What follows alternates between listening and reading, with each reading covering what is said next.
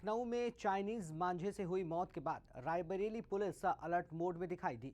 जिले भर में चाइनीज मांझे के खिलाफ विशेष चेकिंग अभियान चलाया गया। चेकिंग के दौरान भारी संख्या में पुलिस बल सड़कों पर उतरा।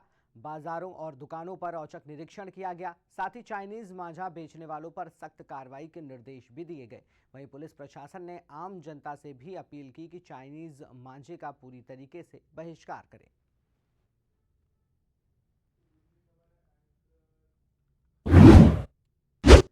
वहीं रायबरेली में ढलान पर खड़ी एक्सयूवी कार अचानक लुढ़क गई। बता दें, चालक होटल में नाश्ता करने गया हुआ था। हैंड ब्रेक न लगाने से खाई में गाड़ी जा गिरी। अचानक हुए हादसे से इलाके में हड़कंप मच गया। गनीमत रही किसी भी के हताहत होने की कोई भी खबर नहीं आई। पूरे मामले का वीडियो चर्चा में बताया जा रहा है। गाड़ी कैसे खाई में गिर गई, कैसे क्या हुआ? गाड़ी खड़ी थी, उधर आगे लगी थी कहीं गाड़ी। हाँ। और ये भाई साहब कहीं नाश्ता पुड़िया कुछ लेने आए थे। हाँ। जो भी काम से आया पता नहीं। हाँ। उसके बाद काफी लोग खड़े थे यहाँ पे। हाँ। वो लोगों ने देखा, बोले कह रहे गाड़ी किसकी। तो तब तक सब लोग भागे वहाँ पे, देखा कि गाड़ी में कोई है ही नहीं। इसी तरह अभी हुआ। तो अचानक गाड़ी खाई में गिर गई? अचानक अपने आप खड़ी घुस गई। कहीं ढाल वाल में रही होगी या कोई हैंड ब्रेक न लगाए होंगे।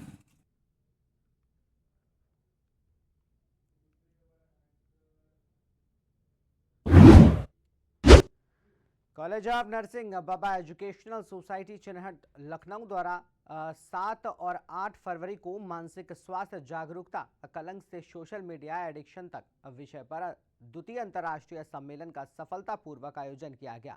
इस सम्मेलन में राष्ट्रीय और अंतर्राष्ट्रीय स्तर के विशेषज्ञों, शिक्षाविदों और स्वास्थ्य क्षेत्र से जुड़े प्रतिभागियों ने सक्रिय सहभागिता की। कॉन्फ्रेंस का आयोजन किया गया, तो क्या कुछ खास परिचय दी? मेरा नाम प्रोफेसर डॉक्टर अर्चना चौहान है। मैं बाबा एजुकेशनल सोसाइटी की प्रिंसिपल हूँ और यहाँ पर नर्सिंग के कोर्सेज चलते हैं, बीएससी और एमएससी और एएनएम के। मैम, जो मेंटल एविडेंस तरीके से हम चर्चा हो रही है इसमें, तो किन मुद्दों पर चर्चा हुई है मैम? ये 2 दिन का हमने इंटरनेशनल कॉन्फ्रेंस यहाँ ऑर्गेनाइज किया है, जो कि बेसिकली मेंटल हेल्थ अवेयरनेस के ऊपर है और डिजिटल मीडिया को लेकर और उस चीज़ को लेके हमने अवेयरनेस फैलाने की कोशिश की है, क्योंकि हम ज़्यादा कंसंट्रेट कर रहे हैं हमारे यूथ के ऊपर। और जो यूथ हमारा बहुत ज़्यादा मोबाइल और मीडिया में और डिजिटल चीज़ों में इन्वॉल्व है और अपनी मेंटल हेल्थ को कहीं ना कहीं इफेक्ट कर रहा है, उस चीज़ को लेके हम एक जागरूकता फैलाना चाह रहे हैं। और हमने स्पीकर्स भी उसी तरीके से बुलाए हैं। कुछ आपने देखा होगा सोशल मीडिया इन्फ्लुएंसर्स हैं और फील्ड के जाने माने लोग हैं। कुछ इसमें साइकोलॉजिस्ट हैं, कुछ साइकेट्रिस्ट हैं, कुछ नर्सिंग के लोग हैं। और मेन हमारा मकसद यही है कि हम हर एंगल से और हर एक जगह से उस तरीके के लोगों को गैदर कर पाएँ, जो अपने अपने तरीक़ों से हमारे बच्चों को ये बात समझा सकें कि डिजिटल चीज़ों को किस तरीके से लाइन में रख कर और एक बिल्कुल सिस्टमेटिक वे में यूटिलाइज़ करना है, जिससे उनकी मानसिक हेल्थ पे उस तरीके के प्रभाव ना हो। और वो हमारी जैसे हम बहुत एक्टिवली काम कर रहे हैं, हमारी जैसे इन फ्यूचर जब वो इस पद पे आएँ तो वो अपनी मानसिक हेल्थ को दाव पे ना लगाते हुए अपनी लाइफ में बहुत अच्छा ग्रो कर पाएँ। जैसे कि इसमें डिजिटल एरेस्ट से समस्या सामने आ रही है, किस तरीके की? डिजिटल एरेस्ट का उम्र दराज जो लोगों को ज़्यादा इफेक्ट पड़ रही है, उसके लिए हम क्या करना चाहेंगे? और हम एआई पे फोकस भी किया जा रहा है इसमें, तो क्या करना चाहिए? देखिए, कुछ चीज़ें और कुछ मेंटल डिसीज़ ऐसी होती हैं जो समय के साथ ग्रो करती हैं। जैसे आपने अभी जिक्र किया कि ओल्ड हेल्थ में, ओल्ड एज में ये चीज़ें होती हैं। तो जैसे मैंने आपको पहले भी बताया कि हमने कई सारे एंगल से और कई सारे सेक्टर्स के लोगों को एक साथ एकत्रित किया है। तो ऐसा ही नहीं है कि हम सारा कंसंट्रेशन यूथ पे डाल रहे हैं। हमने यूथ पर फोकस किया है, बट इट डजंट मीन कि हम बाकी लोगों पे फोकस नहीं कर रहे हैं। हमने वो सारे ही, क्योंकि ये अवेयरनेस है और अवेयरनेस में जितने पार्ट पॉसिबल हो सकते हैं, जितने एंगल्स हम ले सकते हैं और जिन जिन जेंट्री को हम कॉन्सेंट्रेट कर सकते हैं, हमने उन सब पर ही फोकस करने की कोशिश की है। और जिसमें ओल्ड एज के भी लोग आते हैं। इवन हमने मॉर्निंग के हमारे टॉपिक्स में डिप्रेशन डिस्कस किया है। हम एआई पर अभी बात करने वाले हैं आफ्टरनून के बाद में, और एआई भी इसका एक टॉपिक है, डिजिटल मीडिया भी इसका एक टॉपिक है। हमने इवन इमोशनल मैच्योरिटी पे, हमारे पास विकास चौधरी सर आए हुए हैं जो इमोशनल मैच्योरिटी के एक्सपर्ट हैं। और इमोशनल मैच्योरिटी एक ऐसा टॉपिक है जिस पे बहुत जल्दी लोग बात नहीं करते और ये किसी सिलेबस का एग्जैक्टली उतना डिटेल्ड पार्ट भी नहीं है, बट लोगों के लिए बहुत ज़रूरी है। और हम सब कहीं ना कहीं अपनी लाइफ में उन सब चीज़ों को महसूस भी करते हैं, बट बात नहीं करते, चर्चा नहीं करते हैं। तो हमने उसी तरीके के टॉपिक्स एकत्रित किए हैं जिस पे लोग बात नहीं करते हैं बट करना चाहते हैं। तो इस माध्यम से कम वो खुल पाएँ और बातचीत कर पाएँ और उनके अंदर की जो दुविधाएं हैं वो हम सॉल्व कर पाएँ, ये हमारा मकसद है। अवेयरनेस एक बहुत ही प्राइमरी मुद्दा है जिसको समाज में बहुत सीरियसली लिया जाना चाहिए और जितने भी एकेडमिक ऑर्गेनाइजेशंस हैं, कॉर्पोरेट ऑर्गेनाइजेशंस हैं, उन सभी जगह पर इसकी एजुकेशन को और इसके बारे में अवेयरनेस प्रमोट की जानी चाहिए।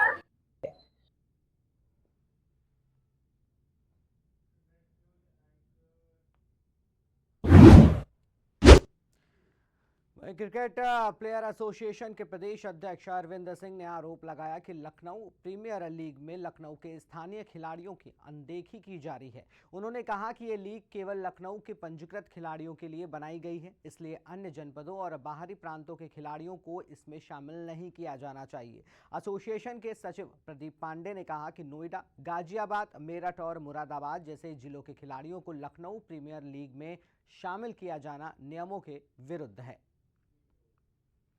Singh, president cricket player association Uttar Pradesh. ये Lucknow premiere league Lucknow cricket association द्वारा कराया जा रहा है। इसका नियम और नियमावली उन्होंने बनाया था, उसके मुताबिक लखनऊ लीग खेलने वाले बंदे इसमें सेलेक्ट होंगे। क्या लखनऊ से जो बंदे स्टेट के लिए खेल रहे हैं, राज्य के लिए खेल रहे हैं या बड़े क्रिकेट खेल रहे हैं, इन्होंने क्या किया, गाजियाबाद, मेरठ, क्या नाम है, मुरादाबाद और सहारनपुर, तमाम तरह के जो इस तरह के हैं वहाँ से इन्होंने बच्चे पिक किए हैं, लिए हैं। ये टोटल इलीगल और गलत है, क्योंकि Lucknow premiere League only Lucknow के लड़कों के लिए है, प्रतिभाशाली लड़कों के लिए। यही सबसे बड़ा करप्शन और भ्रष्टाचार है इनका। सरकार से क्या अनुरोध करना चाहिए? सरकार का अनुरोध ये है कि इसके इन लोगों ने जो जीएसटी वगैरह चोरी करी, जो कर चोरी, इसकी जांच कराई। सरकार से इसमें कोई इन्वॉल्वमेंट नहीं है, खेल मंत्रालय से कोई इन्वॉल्वमेंट नहीं है। वो खुद हम लोग सक्षम हैं, क्योंकि भ्रष्टाचार और फैलाएंगे तो हम लोग आवाज उठाएंगे। कहाँ कहाँ ज्ञापन दिया जा चुका है? ज्ञापन अब वो माननीय मुख्यमंत्री जी को भी गया है, इसके बाद उत्तर प्रदेश क्रिकेट एसोसिएशन में गया है। इनके जो कमिश्नर थे लखनऊ प्रीमियर लीग के, वो आकर लेकर गए हैं। उसमें मेरा ये था कि 10 दिन का हम समय दे रहे हैं, अगर 10 दिन के अंदर हमारे समस्याओं का निस्तारण नहीं किया गया तो हम ये LPL लखनऊ प्रीमियर लीग नहीं होने देंगे। मेरे कहने का मतलब ये है।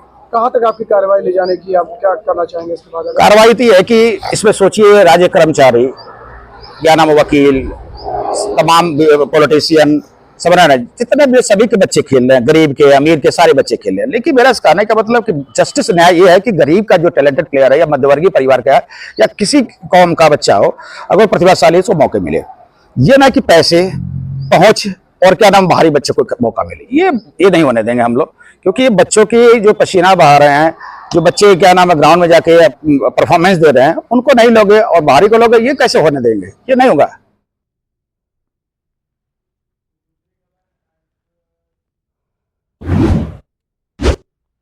मध्य प्रदेश की सिहावल विधानसभा जिला सीरी के ग्राम बहरी में भाजपा नेता के द्वारा सरेआम महिला को पीटने की घटना सामने आई। एक तरफ भाजपा वोट के लिए महिलाओं को प्रदेश में लाडली बहना कहती है और दूसरी तरफ महिला सम्मान देखिए। इसके कुछ दिनों पूर्व भाजपा के मंडल अध्यक्ष के द्वारा भी एक महिला के साथ मारपीट का वीडियो सोशल मीडिया पर जमकर वायरल हुआ था। लगातार ऐसे वीडियो सामने आने से भाजपा की छवि पर जो असर पड़ रहा है वो साफ तौर पर देखने को मिल रहा है।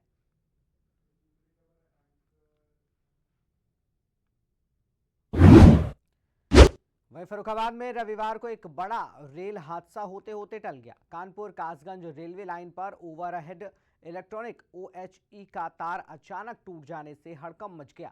घटना फतेहगढ़ और फर्रुखाबाद रेलवे स्टेशन के बीच CNI बड़पुर चर्च ग्राउंड के सामने की है। इसी दौरान फर्रुखाबाद से छपरा जा रही उत्कर्ष एक्सप्रेस उसी ट्रैक से गुजर रही थी। प्रत्यक्षदर्शियों के अनुसार ट्रैक के ऊपर टूटा हुआ तार देखकर 4 युवकों अजीत दास, पीयूष दास, सोनू यादव और अनिकेत यादव ने तत्काल सूझबूझ दिखाई और उन्होंने लाल कपड़ा ढूंढकर उसे झंडी की तरह लहराते हुए ट्रेन की ओर दौड़ लगाई। क्या नाम है भैया आपका? दीपू। कहाँ की रहने वाले हैं? कंपाउंड सामने। यहाँ OHE का तार टूटा था, क्या बात, कैसे क्या हुआ? ये पतंग तार टूट गया था, पतंग फंसी थी इसमें, इसी कारण तार टूट गया। फिर क्या हुआ? तार टूटा, उधर ट्रेन की आवाज भी आ रही थी तो पहले ट्रेन को रोकना जरूरी था। जी तो पहले भाग के ट्रेन रोकी। तो ट्रेन कैसे रुकवाई आपने? वो झंडे से, लाल झंडे से रोक के। ये इसमें स्वेटर बंधा हुआ है, किसका स्वेटर है? ये पड़ाव मिला हम लोगों को, तो उसी को दिखा के उसी को रोकी। तो दूर ट्रेन रुकवा। कौन सी ट्रेन है ये? छपरा है।